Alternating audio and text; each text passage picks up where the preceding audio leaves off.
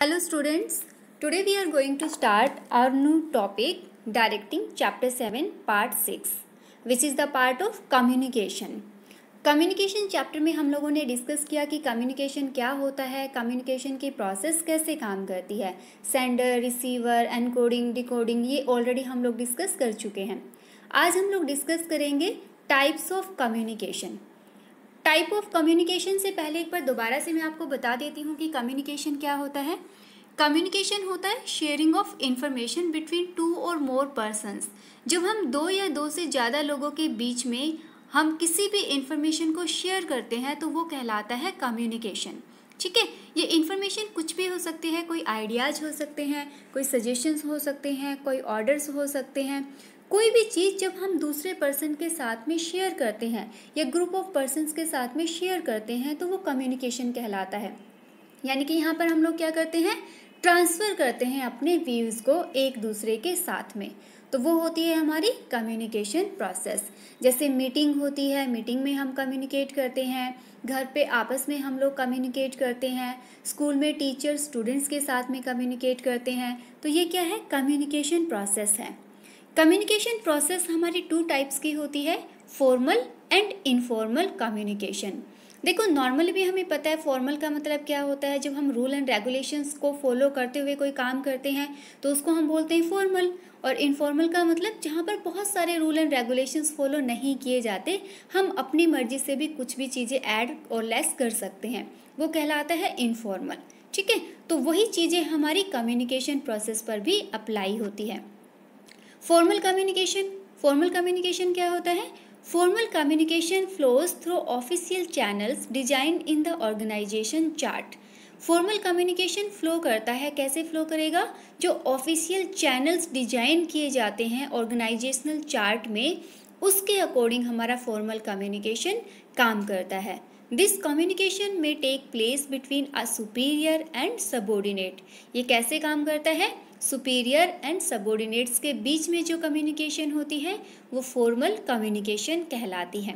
तो formal communication हमारी ऑरल भी हो सकती है और रिटन भी हो सकती है, लेकिन मोस्टली हम लोग रिटन ही कम्युनिकेट करते हैं।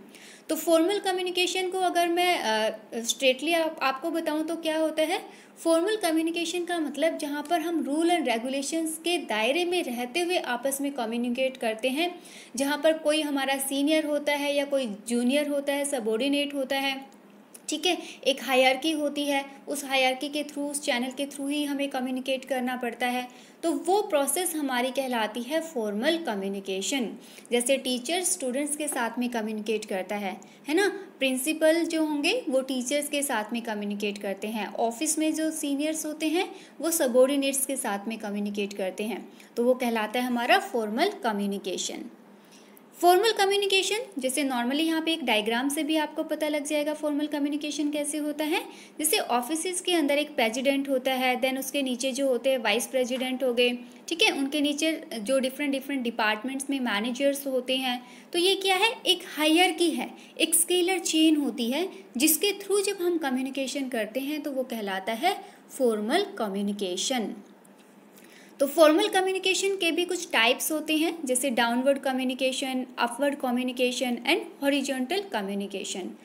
डाउनवर्ड का मतलब जो ऊपर से नीचे की तरफ फ्लो करता है। जैसे सीनियर जब ऑर्डर्स देते हैं अपने जूनियर्स को या अपने सबॉर्डिनेट्स को, तो उसमें क्या होता है, ऑर्डर्स ऊपर से नीचे की तरफ फ्लो करते हैं, तो इसको हम बोलते हैं downward communication. And upward communication जब नीचे से ऊपर की तरफ फ्लो होता है, यानी कि जो सबॉर्डिनेट्स होते हैं, जो एम्प्लॉइज होते हैं, वो अपने सीनियर्स तक कोई इन्फॉर्मेशन देते हैं, कोई कंप्लेंट्स करते हैं, कोई सजेशंस देते हैं, तो वो कहलाता है अपवर्ड कम्युनिकेशन। ठीक है, यानी ऊपर से नीचे और नीचे से ऊपर की तरफ। फिर आता है हॉरिजॉन्टल। हॉरिजॉन्टल का मतलब left to right, right to left, इस डायरेक्शन में जब कम्युनिकेशन होगा तो वो कहलाता है हॉरिजॉन्टल कम्युनिकेशन। हॉरिजॉन्टल कम्युनिकेशन होता है जब सेम रैंक पर रहते हुए अलग अलग डिपार्टमेंट्स के पर्सन आपस में कम्युनिकेट करते हैं। जैसे परचेज मैनेजर को सेल्स मैनेजर के साथ में कोई डिस्कशन करना है, ठीक है, या सेल्स मैनेजर को मार्केटिंग मैनेजर के साथ में कुछ डिस्कस करना है, तो जब वो लोग आपस में डिस्कशन करते हैं, आपस में इंफॉर्मेशंस को शेयर करते हैं, तो वो कहलाता है हमारा हॉरिजॉन्टल कम्युनिकेशन। तो ये तो था हमारा फॉर्मल कम्युनिकेशन। सेकंड आता है इनफॉर्मल कम्युनिकेशन।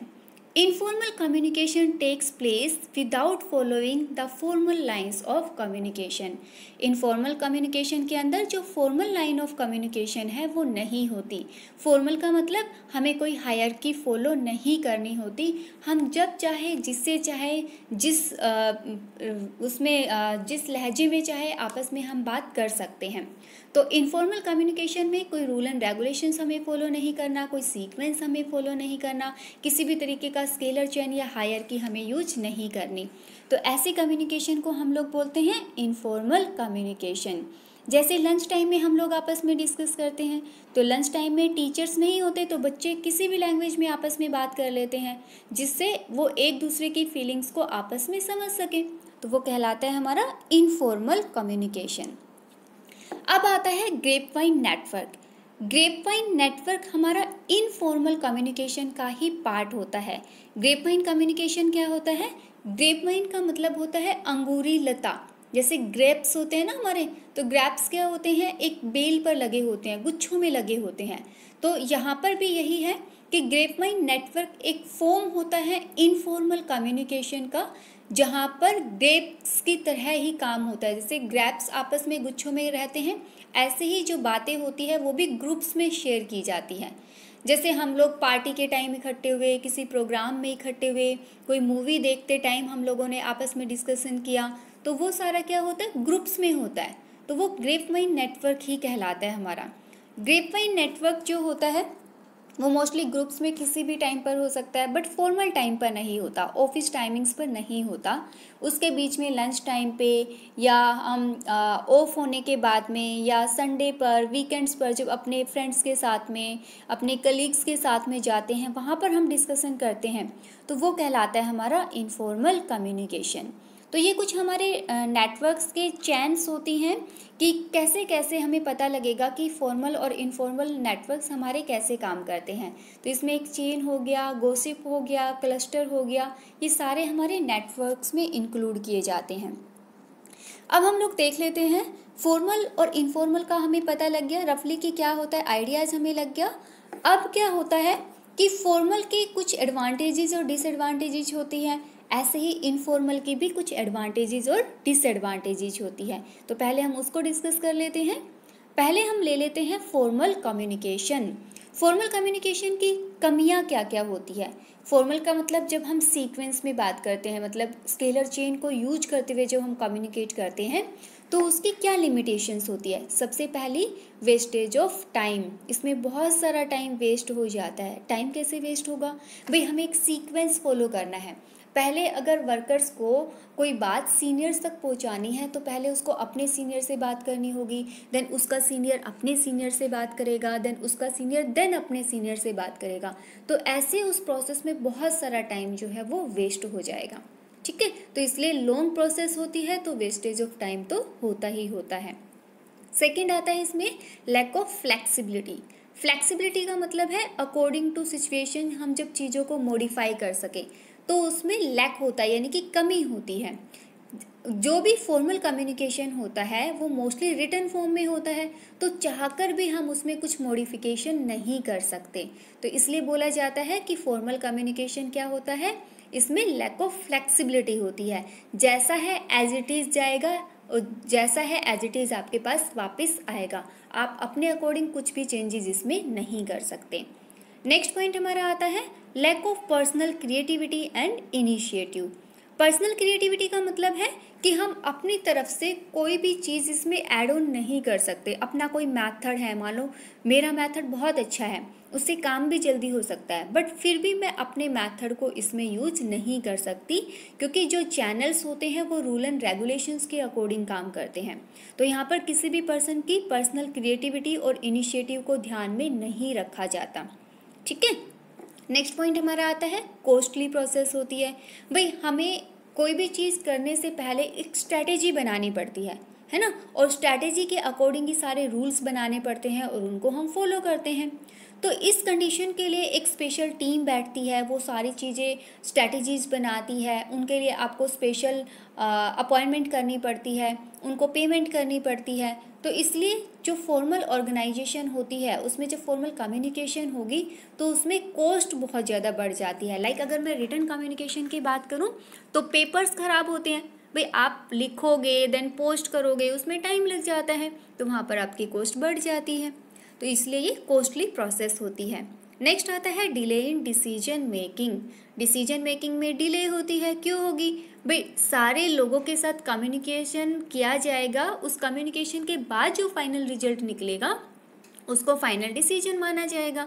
तो एक कंप्लीट सीक्वेंस हायरार्की को यूज करने में जो बहुत सारा हमारा टाइम वेस्ट होता है, उसी की वजह से डिसीजन मेकिंग में भी डिले होता है, देरी हो जाती है।